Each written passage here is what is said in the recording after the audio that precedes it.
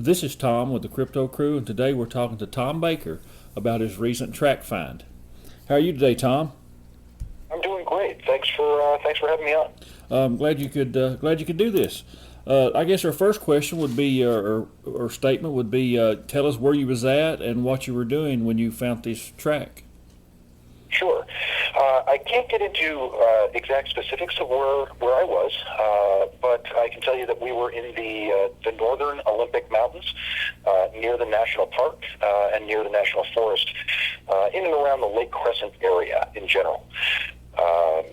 We had been on the expedition for 2.5 to 3 days, and we were making our final hike in the morning before people had to depart for their homes.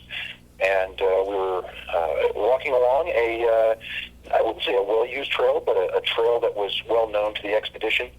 And we weren't but maybe a half mile into the hike, and I noticed a track that was, or what appeared to be a track, just off the left-hand side of the trail. And it wasn't on the main part of the trail where the dirt was stamped down. It was actually off to the left-hand side and left a fairly decent impression. The thing that stuck out to me most was certainly the length, the fact that the walls were continuous. So the side walls of this track were continuous, as were the aft and what appeared to be at the time toe walls. And that was, obviously nothing is confirmed or definitive or anything like that ever in this business, but it did appear to have toes, and it was a track that we felt was good enough to cast. It wasn't, like I said, definitive in any way, shape, or form. It wasn't in thick mud where you could say, yeah, no kidding, that is a track. But we all felt that it was good enough to cast, and so Derek Randalls from the Olympic Project and Ridge Walkers Unlimited went back and got the hydrocal and cast it, and now it's drying in my garage like a Christmas present, waiting to be opened. So we're letting it dry for a little bit, and then we'll see what we got. Was there more than one track in the area, or just that one definitive track? There was that one definitive track. However, we were able to locate what we feel were, it's difficult to describe, almost toe pokes, as if you are walking down a hill attempting to slow yourself down where your toes may dig in. There were some pretty good kick-ups of some dirt at maybe a stride length of about 48 to 50 inches, and it was fairly regular right-left toe pokes as you were going down a hill. There was also another print that was a little bit less definitive, but it did lead to the credence of the original print as we walked along down the trail and found those other impressions. Again, not quite definitive, but certainly when you put the whole story together, it started to make sense. Right, just another piece of the puzzle, so to speak. Exactly. How long was the track? How many inches was it? It was approximately 17.5 to 18 inches long by 7 inches wide, sidewall to sidewall.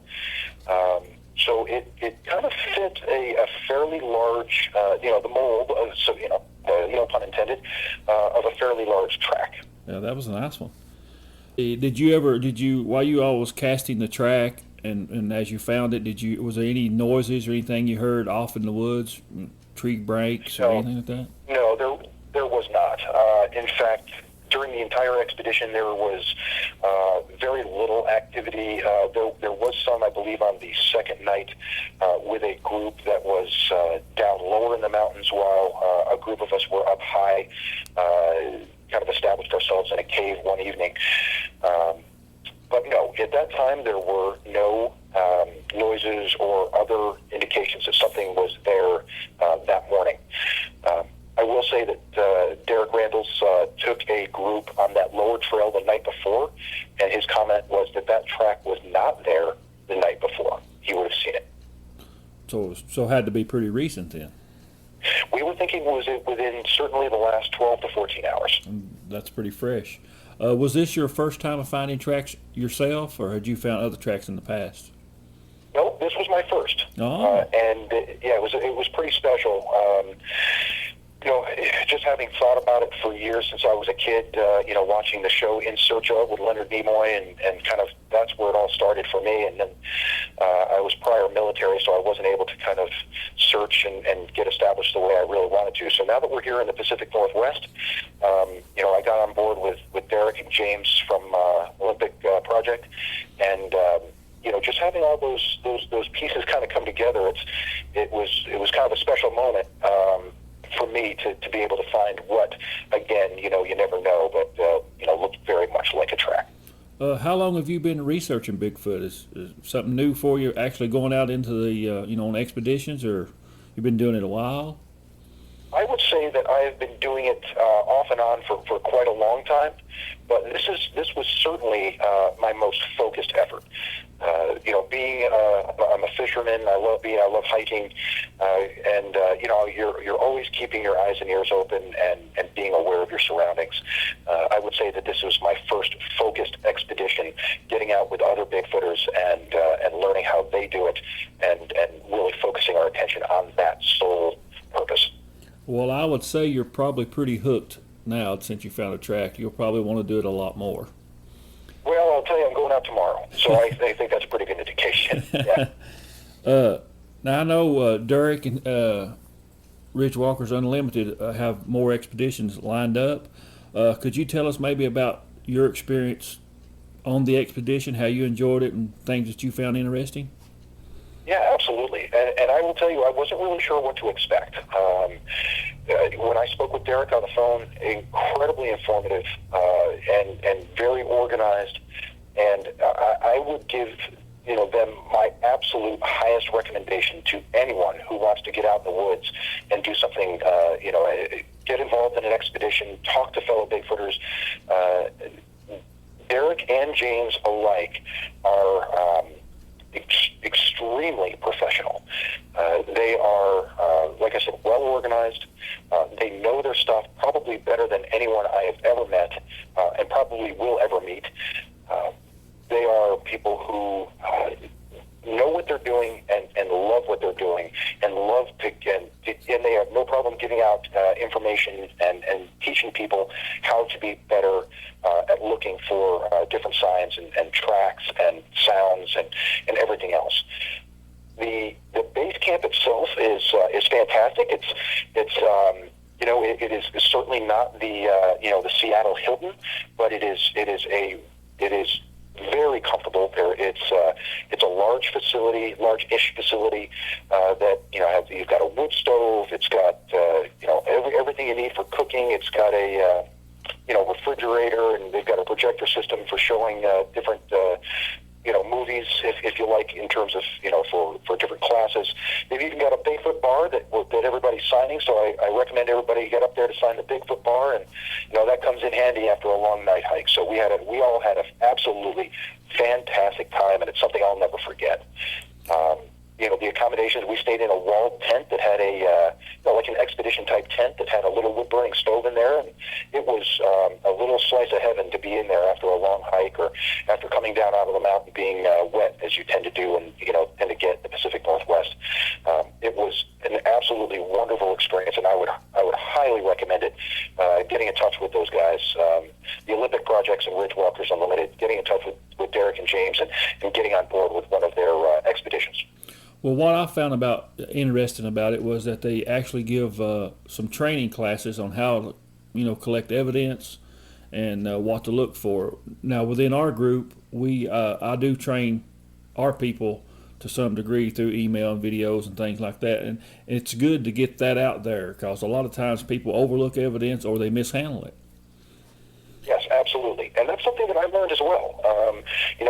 When we learned how to rig up trail cams, we learned how to use hydrocal in casting. I learned just by being around Derek and James how to track, how to look for those broken twigs and those impressions and what they look like and what they don't look like, more importantly. So they are very professional and go about it very deliberately, and I can't wait to get back out in the woods with those guys because you just learn so much just from being around them. Yeah, they've been at this for a long time, and they know what they're doing, and and if they can train other people to get out in the woods and know what to look for, it just helps the cause. Yeah, absolutely. And one of the biggest things that they stressed is documentation. What we're doing in general is looking for patterns. And if we can get solid documentation, even if it's circumstantial, that says, certain vegetation was in the area, this is how close to water, this is what elevation at what time of year, time of day, all of those little pieces of the puzzle, when brought together, will eventually start to look like a full picture. And that's what we're trying to do. We're trying to find all those little pieces through documentation, bring them together, put it on their website, and or just make sure that they get it in their database, and it will start to narrow down. Now, when you look at the expanse of wilderness that's out there, if we can start to narrow down the locations and start to fine-tune the search, that's where we're going to start to get sightings, and that's where we're going to start to see things happen.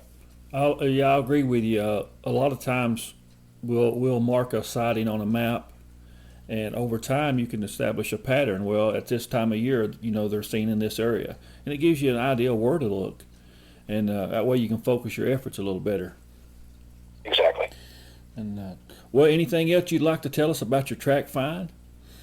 Well, right now it's like I said, it's kind of sitting there, just drying. It's and we're waiting to find out what we've got. I'm not overly optimistic. I think that the hydrocal was a little bit loose when we set it down, and it kind of found its way into every nook and cranny and those little twigs and leaves, and the impression might not be as pure as some others that may have been laid in the like a thick mud or a more optimum substrate where a cast can be more clear.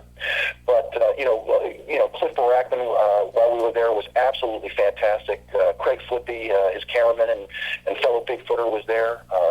That was amazing to be around. Those guys are fantastic. We also had Guy Edwards from the Bigfoot Lunch Club. He was with us. Incredibly informative group. Matthew Johnson, who's just an amazing Bigfooter. It was kind of an elite cast of crew that we had at the site, and it was amazing just to be able to listen to their stories, learn from them. And like I said, I would highly recommend getting out with Derek and James at the Olympic Project and getting out in the woods with those guys. Well, it sounds like you had a whole lot of real good, intelligent people, on the expedition, and sharing stories like how you found the track, and that stuff like that needs to get out, so it helps other people who come forward. And a lot of times people are afraid to come and tell what they saw or what they found because of ridicule, and we need to get past that and start sharing the stories. Yep, I agree, and I'll put out right away that I'm a believer. I'm not a knower.